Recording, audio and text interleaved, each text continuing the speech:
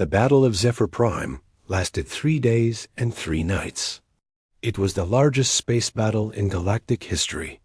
When it finally ended, the Zephyrian Collective no longer existed as a political power. Their homeworld was intact, but it was now under human military control. Captain Jake Morrison had become the first human military governor outside the Sol system. The battle had been brutal and decisive. The Collective's fleet of over 200 ships had been reduced to scattered debris floating around their homeworld. High Chancellor Vextar's massive battleship, the Pride of Zephyr, had been destroyed in the final hours of fighting. The alien leader had died when his ship exploded, still refusing to believe that his civilization could be defeated by what he called primitive humans. Commander Lisa Brooks submitted her final battle report to Earth Command. The human victory had been total, but it had not been easy. The Retribution had been badly damaged and would need months of repairs. The Reckoning had lost a third of its crew when an alien suicide bomber crashed into its hull. The Vengeance itself bore the scars of dozens of weapon hits, though its armor had held. 6 months after the first alien attack on Earth, the galaxy had completely changed. Lieutenant Dan Taylor's intelligence reports showed that 17 major alien civilizations had established diplomatic relations with humanity. Were not reaching out because they wanted to be friends. They were making contact because they were afraid of human military power and wanted to make sure they would never be targets. The Trilaxian Federation had appointed a special ambassador to Earth. Ambassador Colvin's first speech to the newly formed Galactic Security Council captured what most of the galaxy was thinking. For thousands of years, we believed that advanced civilizations naturally become peaceful. We thought that intelligent species would always choose negotiation over violence. Humanity has proven us catastrophically wrong. They are simultaneously the most dangerous and most necessary species we have ever encountered. Lieutenant Amy Patterson was now monitoring communications from across the galaxy. Her reports showed the true impact of humanity's military campaigns. Every major military academy in known space was frantically studying human battle tactics. Defense contractors were redesigning weapon systems based on captured human technology. Entire species were changing their approaches to conflict resolution. After seeing what happened to the Collective Dot, the changes went beyond just military matters. The Nexus Trading Confederation had established exclusive trade agreements with Earth, hoping to gain access to human technology and protection. The Andorian Republic had proposed a formal military alliance, offering to share intelligence about other potential threats in the galaxy. Even species that had never been involved in warfare were building defensive fleets, just in case they might someday face an enemy like humanity. Captain Steve Murphy had been promoted to admiral and given command of the Second Earth Fleet. His job was to patrol the former collective territories and make sure that no new threats emerged from the chaos. Many former collective colonies were declaring independence, and some of them were fighting each other over resources and territory. Helen Foster was now in charge of Earth's new Orbital Defense Command. Her mission was to make sure that Earth itself could never again be attacked by surprise. She was overseeing the construction of massive weapon platforms around Earth and its colonies, armed with the same plasma cannons that had destroyed the alien fleets. Jake stood in his new office on Zephyr Prime, looking out at the alien city below. The Zephyrian people went about their daily lives much as they had before, but everything had changed. Their military was gone. Their government was gone. Their dreams of galactic conquest were gone forever. Ensign Kate Wilson, now promoted to lieutenant, brought Jake his daily intelligence briefing. Sir, we continue to receive surrender offers from former collective military units scattered throughout this region. Most of them are offering to provide information about other potential threats in exchange for safe passage to neutral worlds. Jake nodded as he read through the reports. What about the civilian population here on Zephyr Prime? Any problems with resistance or unrest? No, sir, Kate replied. The civilian population seems to understand that cooperation is their best option. Our medical teams are providing humanitarian aid, and our engineers are helping rebuild the infrastructure we damaged during the battle. Many locals are actually grateful that we ended the war quickly instead of letting it drag on for years. Dan Taylor, now promoted to commander, entered the office with another report. Sir, I have an interesting communication from Earth. The United Nations is forming a new organization called the Galactic Peacekeeping Force. They want experienced officers to help establish human authority throughout the former collective territories. Jake, read through the document. The idea made sense. Humanity had proven it could destroy threats to galactic peace, but now they needed to show they could also maintain that peace over time. It would not be enough to simply win wars. They would need to win the peace that followed. A priority message came through on Jake's quantum communicator. It was from Admiral Cole back on Earth. Jake, congratulations on your promotion to Fleet Admiral. Earth Command has new orders for you. Intelligence reports indicate possible hostile activity in the Kepler 186 system. We need you to investigate and respond as appropriate. Jake smiled as he read the message. The galaxy was a big place, and there were many species that had not yet learned the lessons that the collective had learned too late. Some of them might be planning their own attacks on human worlds or human allies. They would need to be educated about the realities of the new galactic order. He looked around his office one more time. Maps of the galaxy covered the walls, marked with the locations of human fleets, allied worlds, and potential threats. This was humanity's new role in the galaxy. They were no longer just another species hoping to be left alone. They were the guardians of galactic peace, whether other species wanted that protection or not. Jake's final log entry from his time on Zephyr Prime summarized humanity's transformation from victims to protectors. We came to the stars seeking knowledge and peaceful contact with other civilizations. Instead, we found a galaxy where the strong preyed upon the weak, and where peace existed only until someone stronger decided to take what they wanted. We gave the galaxy a lesson in true strength, and in return, we earned the respect and their fear. Perhaps that is the only kind of peace that truly lasts. The moment Earth's warship had appeared in Zephyrian space, the galaxy had known true fear. But in that fear, they had also discovered something they had lost long ago. They remembered that freedom and peace must sometimes be defended with absolute force. Humanity had reminded the stars that some wars are worth fighting, and some enemies can only be stopped permanently. The age of easy conquest was over. The age of human vigilance had begun, and the galaxy was safer for it, whether they wanted to admit it or not. The destruction at Wolf 359 sent shockwaves through the entire galaxy. The collective's primary military academy was gone. Their best training facility was nothing but rubble and ash. Over 30,000 of their finest military officers were dead. Captain Jake Morrison stood in what used to be the Academy's command center, looking at the devastation his forces had caused. Commander Lisa Brooks was working in the captured intelligence center.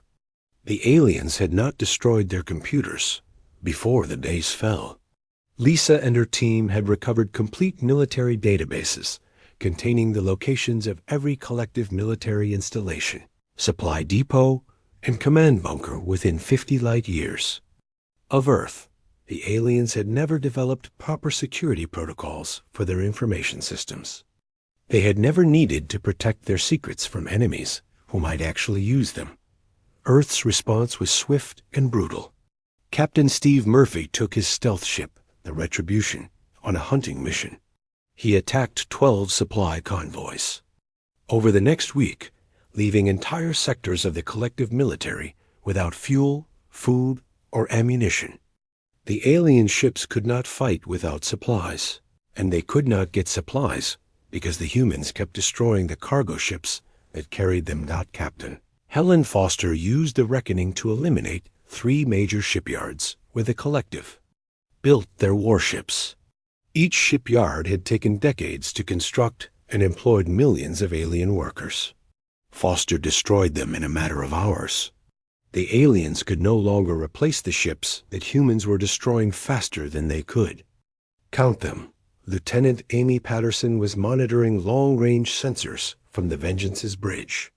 Captain, I am detecting massive fleet movements throughout collective space. They are pulling ships back from their outer territories and grouping them around their core worlds. Jake studied the tactical display showing alien ship movements. The collective was retreating on all fronts. For a civilization that had expanded continuously for 2 centuries, pulling back was something they had never had to do before. But humanity had given them no choice. The political situation across the galaxy was changing rapidly. The Andorian Republic, which had been fighting the collective for 50 years without success, suddenly launched a major offensive against weakened Zephyrian positions.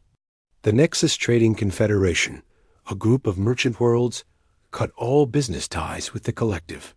Being associated with the losing side had become economically dangerous. Lieutenant Dan Taylor looked up from his communications station. Sir, I am receiving a priority message from Earth Command. Admiral Cole wants to speak with you directly. Jake activated the quantum communicator. Admiral Cole's image appeared on the main screen, transmitted instantly across dozens of light years. The Admiral looked tired but determined. Jake, you and your crew have done excellent work, Cole said. But we are not finished yet. Intelligence. Reports indicate that the collective is massing the remaining fleet around their homeworld of Zephyr Prime. High Chancellor Vex Star is trying to negotiate a ceasefire with other galactic powers. What are our orders, sir? Jake asked. You are to proceed to Zephyr Prime with all available ships. The collective leadership believes they can surrender and preserve their civilization. They are wrong. After what they did to our cities, there will be no negotiated peace. Their government must be completely destroyed. Jake nodded. He understood. The aliens had made this personal when they bombed civilian targets on Earth. Some crimes could not be forgiven or forgotten. The 3 human warships set course for Zephyr Prime. As they traveled through hyperspace, Jake received updates on what was happening across the galaxy. The collective was trying desperately to find allies, but no other civilization wanted to be associated with a losing cause. Some species that had been conquered by the collective were even beginning to rebel, seeing that their oppressors could be defeated. Captain Murphy reported from the Retribution. Jake, my intelligence team has been analyzing the data we captured at Wolf 359. The collective's entire military structure is based on intimidation and overwhelming force. They have never had to develop tactics for fighting a war they might lose. Captain Foster added from the reckoning. Their supply lines are completely disrupted. Many of their outer colonies are surrendering to local resistance movements because they have no military support left. Jake looked at the star charts, showing their route to Zephyr Prime. The collective homeworld was heavily defended with orbital fortresses, weapons platforms, and over 200 warships. It would be the biggest battle humanity had ever fought in space. But Jake was confident. The aliens still did not understand how humans waged war. As the human fleet dropped out of hyperspace at the edge of the Zephyr system, they found themselves facing the largest alien fleet ever assembled. High Chancellor Vex Star himself was commanding the defense from a massive battleship called the Pride of Zephyr. The alien ship was 5 times larger than any human vessel. Vex Star broadcast a message to the approaching human ships. His voice was desperate, but still arrogant. Human commanders, you have achieved impressive victories against our outer defenses. But now you face the full might of the Zephyrian collective. We offer you one final chance to negotiate. Withdraw from our space, and we will discuss terms for a peaceful resolution to this conflict. Jake opened a communication channel that broadcast to every ship in both fleets. High Chancellor Vextar, 3 months ago, your forces attacked Earth without warning or provocation. You bombed our cities and killed millions of our people, including children and elderly civilians. You did this to demonstrate your power and force our surrender. He paused, looking at the massive alien fleet on his tactical display. You succeeded in demonstrating something, but not what you intended. You showed the galaxy that the Zephyrian Collective is a threat to all peaceful civilizations. Today, we remove that threat permanently. Vextar's response was immediate and panicked. You cannot destroy an entire civilization. We have billions of innocent people in our worlds. This is genocide. Jake's voice became cold and hard. You should have thought about innocent civilians before you bombed ours. You will receive exactly the same mercy you showed to the children of Earth. The human fleet moved toward the alien defensive positions. Lisa Brooks was ready with all weapons. Amy Patterson was monitoring enemy movements. Dan Taylor was jamming alien communications to prevent coordinated attacks. Kate Wilson was ready to coordinate between the 3 human ships. The final battle was about to begin. The aliens had more ships, bigger guns, and heavier armor. But they were about to learn why humans had never been conquered by anyone. Some species fought to survive. Humans fought to win completely. News of the battle at Kepler 442 spread through the galaxy's communication networks faster than any spaceship could travel. On the collective homeworld of Zephyr Prime, High Chancellor Vextar called an emergency meeting of the ruling council.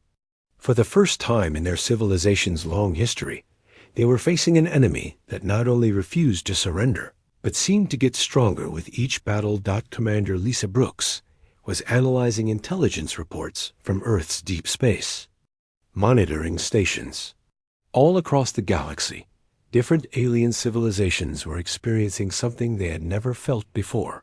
They were afraid of a species they had thought were just primitives. The humans had done something no conquered race had ever done before. They had made the conquerors scared. Captain Jake Morrison received new orders from Earth through a quantum communicator. The message was from Admiral Ryan Cole back on Earth. The orders were clear and simple. Humanity would not fight a defensive war. They would attack. General Patricia Hayes, who was in charge of all Earth's military forces, had approved something called Operation Starfall. This was a plan to destroy the Collective's military power in 17 different star systems. The Vengeance would not fight alone anymore. 2 more warships were coming to join Jake's ship. The UES Retribution was commanded by Captain Steve Murphy. The U's Reckoning was led by Captain Helen Foster. Each ship was designed for different kinds of fighting. The Vengeance was best at direct attacks. The Retribution was built for sneaky operations. The Reckoning was made for bombing planets from orbit. Lieutenant Dan Taylor intercepted communications from something called the Trilaxian Federation. This was a group of alien worlds that stayed neutral in most wars. Their military experts were trying to understand how humans fought. Unlike every other spacefaring species in the galaxy, humans did not follow the accepted rules of space warfare. They attacked supply lines, communication networks, and civilian targets with equal brutality. The human fleet was heading toward Wolf 359, where the Collective had a heavily defended military station. This station was where they trained their best officers and soldiers.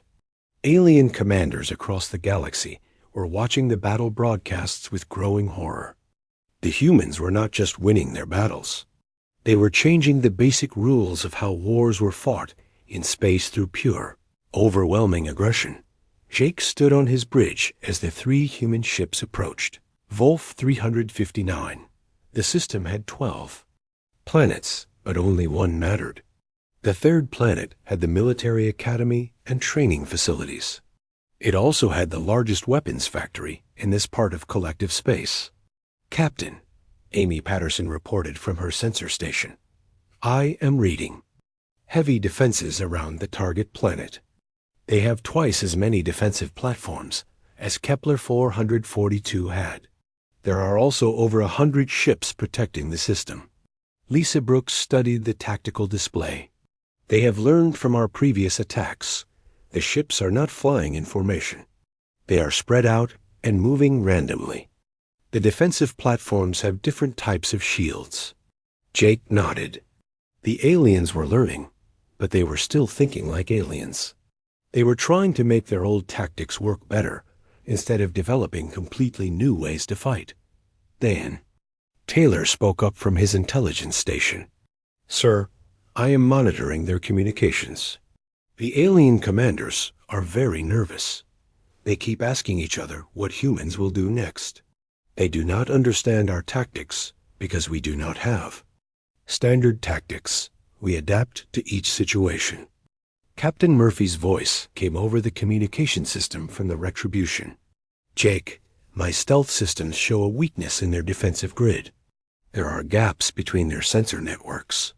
I can get behind their lines and attack their command ships," Captain Foster added from the Reckoning.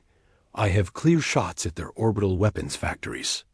If we destroy those first, they cannot build more defensive platforms."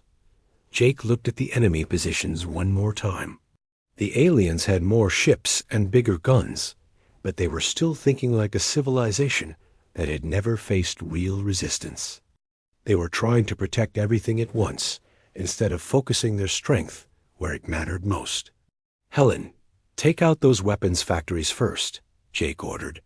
"Steve, wait until their command ships move to respond to Helen's attack, then hit them from behind. The Vengeance will attack their main defensive line head-on. Make them think that is the real attack." The 3 human ships moved into position. The aliens watched them approach, but they did not know which ship to focus on. The human ships were not flying together like Allied fleets usually did. They were spread out and approaching from different directions. The Reckoning fired first. Its heavy plasma cannons reached across space to strike the orbital weapons factories. The factories exploded in brilliant flashes of light. The aliens immediately moved 20 ships to defend the remaining factories. That was exactly what Jake wanted them to do. "Steve, now," he called to the Retribution. The stealth ship appeared behind the alien command vessels like a ghost. Its weapons tore through the surprised alien ships before they could turn around to fight back. In seconds, the alien fleet lost its coordination and leadership. The Vengeance charged straight at the main defensive line. The aliens fired everything they had at the attacking human ship. Energy beams and plasma bolts filled the space around Jake's ship, but the Vengeance's armor held, and its weapons kept firing. Lisa targeted the biggest alien ships first. Human tactics were simple and effective. Kill the biggest threats first, then clean up the smaller ones. The aliens were trying to preserve their ships by spreading damage among many targets. This was a mistake when fighting humans. One by one, the alien defensive platforms went silent. The defending ships tried to regroup, but they had lost too. Many commanders and communication ships. They could not coordinate their attacks anymore. Amy Patterson monitored the battle from her sensor station. "Captain, enemy resistance is collapsing. Many ships are trying to retreat. Do not let any escape," Jake ordered. "Send word to all ships. No survivors." The battle lasted 6 hours. When it ended, the collective's primary military academy was gone. The weapons factories were destroyed. Over 100 alien ships had been turned into debris floating in space. Most importantly, 30,000 alien military officers and students were dead. Jake walked through the ruins of the Academy's command center after his Marines had secured it. High Admiral Kellenoff, who had commanded the defense, had killed himself, rather, than be captured by humans. On his desk was a note written in Zephyrian. Dan Taylor translated it. "What does it say?" Jake asked. Dan read the translation. "We should have left the humans alone. We have awakened something terrible, and now it will devour us all." Jake looked around the destroyed command center. The aliens were finally beginning to understand. Humanity was not like the other species they had conquered. Humans did not just fight to survive. They fought to win completely. The space battle lasted 4 minutes and 37 seconds. When it was over, 23 alien ships were gone. They had been turned into clouds of hot metal and gas floating in space. The remaining alien ships just hung there, not moving. The alien crews inside were trying to understand what had just happened to them. Commander Lisa Brooks looked at her tactical screen with satisfaction. The aliens fought like they had never faced a real enemy before. Their shields were built to stop the energy weapons that most civilizations used, but human weapons were different. The kinetic plasma rounds punched right through their defenses, like they were made of paper. The alien formations looked pretty, but they were designed to scare enemies, not to survive against someone who actually fought back. Captain Jake Morrison opened a communication channel to the surviving enemy ships. His message was simple, and he spoke it in perfect Zephyrian language. "You came to our world believing we would kneel. You destroyed our cities and killed our children. Now you will learn why humanity has never been conquered." Lieutenant Dan Taylor was the ship's intelligence officer. He had spent weeks studying the alien communications that Earth had intercepted. Don knew that the Zephyrian Collective had conquered 847 worlds in the past 200 years. Every single species had given up after the first show of alien military power. None had ever fought back with such planned brutality. As the human Warship moved through the floating pieces of destroyed alien ships. Ensign Kate Wilson listened to emergency signals from the surviving ships. The alien crews were broadcasting in many different languages. They were all saying the same thing in different ways. The humans were impossible to predict. The humans were absolutely terrifying. Jake looked at his tactical display. The next target was clear. The Collective had a forward command base on the planet, Kepler 442c. It was a military station with thousands of alien soldiers and officers. Jake had no intention of letting them surrender. Humanity had learned long ago that some enemies could only be stopped permanently. "Set course for Kepler 442c, Jake ordered. "Maximum speed." The Vengeance turned toward the planet. The surviving alien ships did not try to follow. They were too shocked and scared to move. Jake knew they would send messages to their commanders about what had happened. Good. He wanted the rest of the galaxy to know that humans were coming. Amy Patterson monitored the sensors as they approached the planet. "Captain, I am reading massive defensive systems around the planet. They have orbital weapons platforms and shield generators. There are also 50 more ships defending the planet." Lisa smiled as she looked at the defensive setup. "They are using the same tactics as the fleet we just destroyed. All their weapons are designed to fight other alien species. They are not ready for human weapons." The alien commander on the planet sent a message to the approaching human ship. The alien voice was shaking with fear. "Human vessel, you will stop your approach immediately. This is a military installation of the Zephyrian Collective. Any attack on this facility will be considered an act of war against our entire civilization." Jake almost laughed. "An act of war?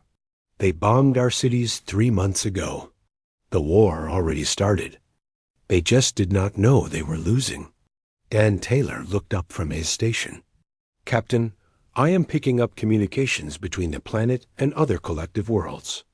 They are asking for help. They are saying the humans are using impossible weapons and tactics." "What kind of help are they asking for?" Jake asked. They want more ships, sir. Lots more ships. They are also asking their military academies to study human fighting methods. They have never seen anything like us before. Jake nodded. This was exactly what he wanted. The more scared the aliens became, the more mistakes they would make. Fear made people do stupid things. It made them panic and forget their training. The human ship approached the planet's orbital defenses. The aliens had built a wall of weapons platforms around their world. Each platform had enough firepower to destroy a normal spaceship. But the Vengeance was not a normal spaceship. All weapons ready, Captain, Lisa reported. Target priorities have been set. We will take out their shield generators first, then their weapons platforms. Fire when ready, Jake said. The space around the planet lit up with weapons fire. The human ship's plasma cannons fired rapidly at the alien defenses. The aliens fired back with their energy weapons, but their shots bounced off the Vengeances. Armor. Human ship armor was designed to absorb energy weapons. One by one, the alien defensive platforms exploded. The aliens had never faced weapons that could punch through their shields so easily. Their defensive systems were built to stop civilized warfare. Human warfare was not civilized. The 50 defending ships tried to attack the Vengeance, but they made the same mistake as the First Fleet. They flew in pretty formations that looked impressive, but were easy to target. Lisa's weapons destroyed them quickly and efficiently. In less than 20 minutes, all the orbital defenses were gone. The planet lay helpless below them. Jake opened a communication channel to the military base. This is Captain Morrison of the Earth warship Vengeance. Your orbital defenses have been destroyed. Your fleet has been destroyed. Surrender the base immediately, or we will destroy it from orbit. The alien commander on the planet responded quickly. We surrender. Please do not fire on the planet. We have civilians here as well as military personnel. Jake looked at his crew. Amy was monitoring the planet's surface. Dan was listening to alien communications. Lisa had her weapons ready to fire. Kate was ready to send messages. I am sorry, Jake said into the communication channel. Humanity does not accept surrender from those who target civilians. You chose this path when you bombed our cities. The alien commander's voice became desperate. But we offer complete surrender. We will give you all our military secrets. We will pay any compensation you demand. Jake's voice became cold and hard. You will get the same mercy you showed to the children in New York and London and Tokyo. Lisa fired the main guns at the military base. The plasma bolts struck the planet's surface like falling stars. The base disappeared in a series of bright explosions. The military academy next to it was also destroyed. Thousands of alien military officers and soldiers died in seconds. Jake looked out at the burning planet. This was just the beginning. Earth had more ships coming. More weapons were being built. The aliens had started this war by attacking civilians. Now they would learn what human warfare really meant. The message would spread across the galaxy quickly. The species that thought they were the masters of space had met their match. The age of easy conquest was ending. The age of human justice was beginning. Captain Jake Morrison stood on the bridge of his ship. The ship was called the U.S. Vengeance. It was Earth's first warship that could travel between stars. Jake looked out at the darkness of space through the big window. His ship had just come out of hyperspace near a distant star system. 3 months ago, aliens had contacted Earth. They called themselves the Zephyrian Collective. Their message said they came in peace, but they lied. Right after sending the message, they bombed 12 big cities on Earth. Millions of people died. The aliens did this to show Earth how powerful they were. They wanted humans to give up without a fight. The aliens made a big mistake. They thought humans would surrender like all the other species they had conquered before. They did not understand that humans had been fighting wars for thousands of years. Humans knew how to fight better than any other species in the galaxy. Lieutenant Amy Patterson sat at her control station. She watched the screens that showed what was happening around their ship. Enemy ships were coming toward them. These were alien ships from the collective. Amy counted 47 enemy ships on her screen. Each alien ship was bigger than the human warship. But size was not everything in a fight. Commander Lisa Brooks was in charge of weapons on the Vengeance. She smiled as she watched the alien ships move. The enemy ships flew in perfect patterns. They looked beautiful flying together in neat lines.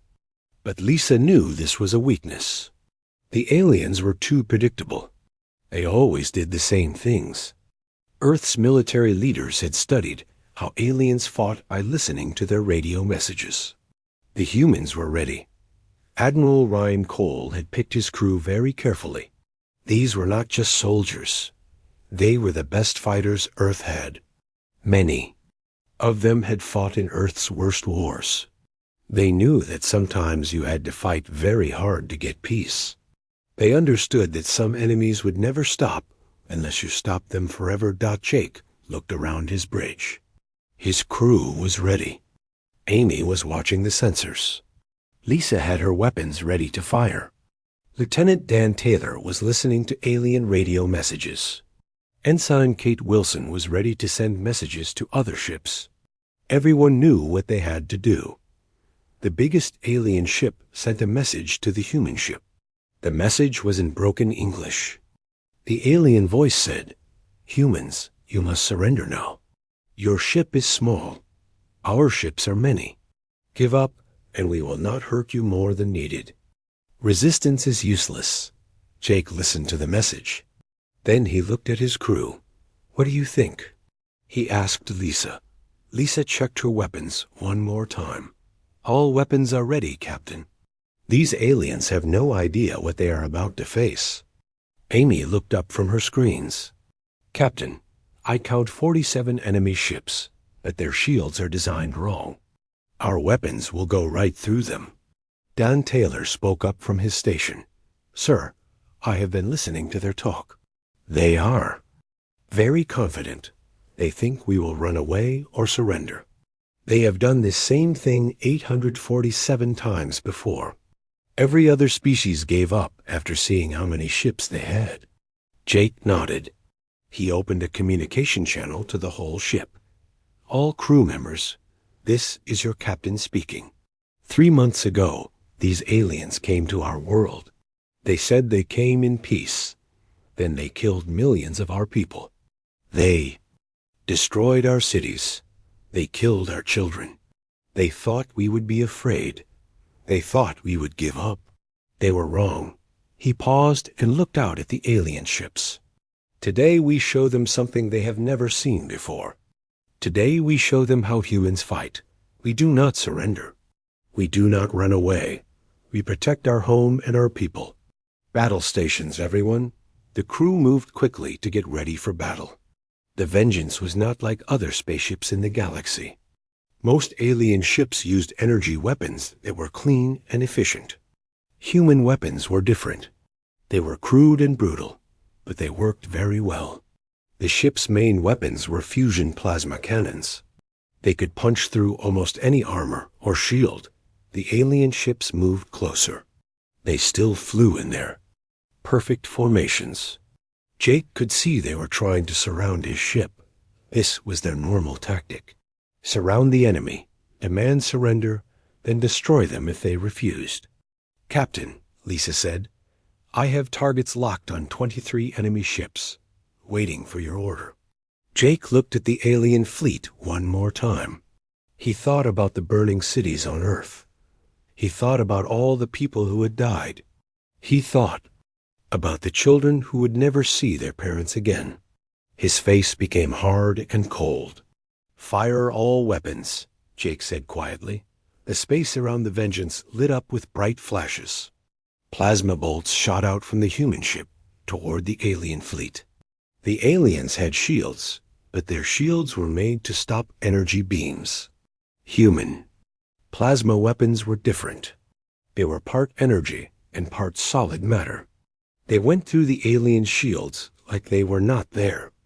The first alien ship exploded in a bright ball of fire. Then another one. Then another. In less than 5 minutes, 23 alien ships were destroyed. The remaining ships stopped moving. They just floated in space. The alien crews could not believe what they had just seen. Jake opened a communication channel to the surviving alien ships. He spoke in perfect Zephyrian language. You came to our world thinking we would kneel before you. You destroyed our cities. You killed our people. Now you will learn why humanity has never been conquered by anyone. The battle was just beginning.